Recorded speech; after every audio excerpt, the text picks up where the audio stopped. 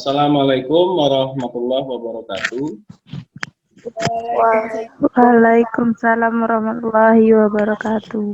Baik anak-anak sekalian, gimana kabarnya hari ini?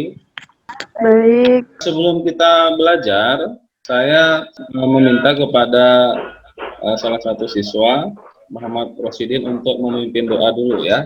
Semua siap berdoa. Mulai. Doa selesai. Baik, terima kasih ya Nak Rosidin. Jadi harapannya setelah kita berdoa dalam pembelajaran ini kita bisa menjalankan pembelajaran dengan baik. Selanjutnya Bapak mau absen dulu, sembari Bapak cek kehadiran di Zoom kita ini. Nanti silakan yang belum absen silakan absensi dulu. Baik anak-anak sekalian, hari ini kita akan mencoba mempelajari materi tentang beberapa pelanggaran hak asasi manusia dalam perspektif Pancasila. Hari ini ya kita akan mempelajari juga terkait dengan ya materi tentang kasus-kasus pelanggaran hak asasi manusia dalam perspektif Pancasila ya. Nah, sekalian, Bapak akan menyampaikan dalam pembelajaran kita hari ini ada beberapa tujuan yang akan kita capai ya. Jadi tujuan pembelajaran kita yang pertama, dalam pembelajaran ini kalian mampu untuk menunjukkan ya sikap menghargai hak asasi manusia berdasarkan dengan perspektif Pancasila. Yang kedua adalah kalian mampu untuk memiliki sikap peduli terhadap hak asasi manusia orang lain. Selanjutnya, kalian mampu memahami substansi hak asasi dan hak dan kewajiban ya dalam perspektif Pancasila. Kemudian nanti juga kalian akan mencoba untuk menganalisis kasus-kasus pelanggaran HAM yang terjadi di Indonesia. Dan terakhir, tujuan pembelajaran kita adalah menyaji hasil analisis pelanggaran hak asasi manusia dalam perspektif Pancasila. Baik, kita akan mulai kegiatan inti kita. Bapak akan menyampaikan materi. Ini juga sudah Bapak share kepada kalian. Harapannya sudah kalian baca ya. Bapak akan share PowerPoint ya. Nah, kita masuk ke materi. Anak sekalian, hari ini kita mempelajari tentang kasus pelanggaran hak asasi manusia dalam perspektif Pancasila. Materi yang pertama, kita akan membahas tentang substansi hak asasi manusia. Kemudian yang kedua, hak asasi manusia dalam dalam nilai instrumental sila-sila Pancasila. Kemudian yang ketiga, hak asasi manusia dalam praksis nilai-nilai praksis sila Pancasila.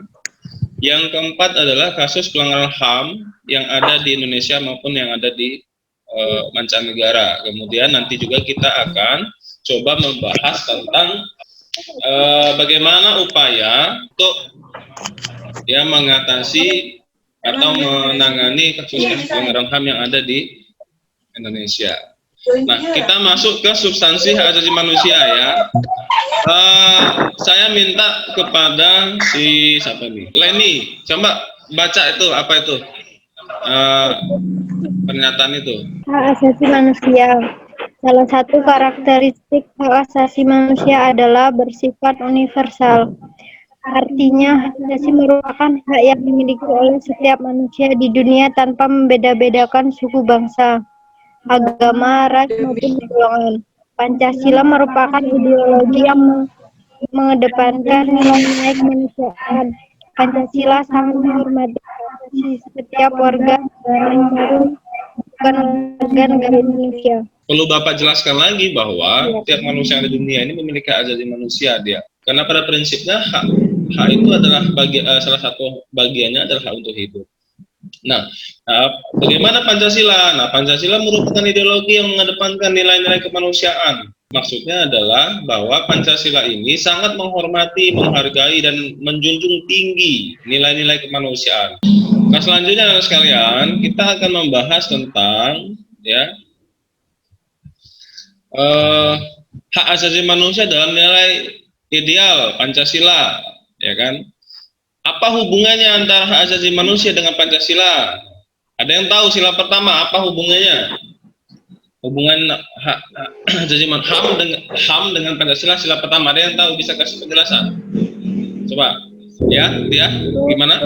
Jadi kita menjamin hak kemerdekaan untuk agama. Kita nggak boleh ngelarang sesama kita untuk percaya dengan siapa saja. Pokoknya kita harus mendukung kalau dia mau menganut agama apa aja gitu, Pak. Oke, kebebasan memeluk agama intinya. Nah, apa hubungannya antara hak asasi manusia dengan Pancasila? Sila yang pertama, ya, menjamin kemerdekaan untuk memeluk agama. Yang sila kedua, coba dibaca. Sila kemanusiaan yang adil dan beradab, merantapkan setiap warga negara pada kedudukan yang sama dalam hukum. Oke. Nah, dalam sila kedua ini maksudnya adalah bahwa negara kita ini adalah negara hukum. Selanjutnya, yang sila ketiga. Nah, kalau sila ketiga ini apa hubungannya hak asasi manusia dan Pancasila? Sila Persatuan Indonesia mengamanatkan adanya unsur pemersatu di antara warga bangsa dan negara di atas kepentingan pribadi atau golongan. Jadi sila ketiga, kita sebagai warga negara itu wajib untuk apa? Untuk bisa menciptakan suatu suasana yang rukun. Kemudian yang keempat, ya, dan yang kelima, kita lihat di situ sila keempat, kerakyatan yang dipimpin oleh hikmat kebijaksanaan dalam permusyawaratan perwakilan. Ini dicerminkan dalam kehidupan pemerintahan bernegara dan bermasyarakat dan yang berdemokrasi. Maksudnya apa? Maksudnya adalah bahwa dalam kehidupan negara Indonesia ini adalah negara yang demokrasi.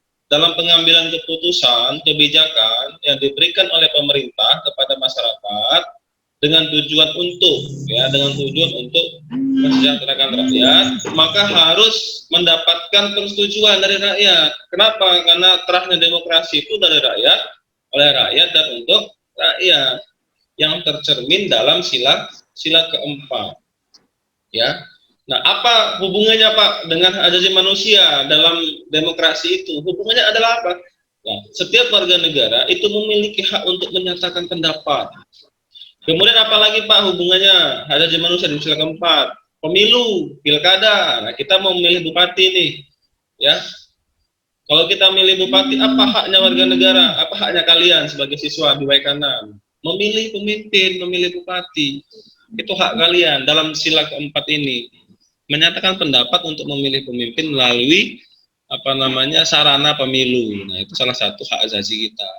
Yang kelima, sila kelima, sila keadilan sosial bagi seluruh Indonesia, mengakui hak milik perorangan dan dilindungi pemanfaatannya oleh negara serta memberi kesempatan sebesar-besarnya pada masyarakat. Maksudnya adalah sila kelima itu bahwa sumber daya alam yang ada di Indonesia itu ada hak siapa? Ya hak kita sebagai warga negara, dikelola oleh pemerintah. Kemudian hasilnya untuk siapa? Ya untuk kita lagi. Kalian bisa naik motor lewat jalan yang bagus, duitnya dari mana? Ya dari mengelola sumber daya alam itu tadi. Gitu loh. Coba kalau sumber daya alam kita nggak dikelola, ya repot nanti. Yang sekolah tambah mahal, beli bensin mahal. Kenapa? Karena nggak ada subsidi, nggak dibantu oleh pemerintah, gitu kan? Harapan Bapak nanti materi yang Bapak sudah sampaikan ini, silakan nanti kalian cari. Bapak sudah share materinya, baik itu buku e-book maupun PowerPoint-nya. Silakan nanti kalian baca-baca sendiri di rumah, dipahami, ya, supaya nanti menambah wawasan kalian. Nanti di pertemuan yang akan datang akan coba kita bahas lagi terkait dengan hak asasi manusia itu, ya. Nah, baik, dari materi yang sudah Bapak berikan tadi, siapa yang bisa menyimpulkan ya pembelajaran kita hari ini? Silakan. Kesimpulannya dari yang kita bahas ini, hak asasi manusia adalah seperangkat hak yang melekat pada hakikat dan keberadaan manusia sebagai makhluk Tuhan yang Maha Esa dan merupakan anugerahnya yang wajib dihormati, dijunjung tinggi dan dilindungi oleh negara, hukum, pemerintah, dan setiap orang demi kehormatan serta perlindungan hakikat dan martabat manusia.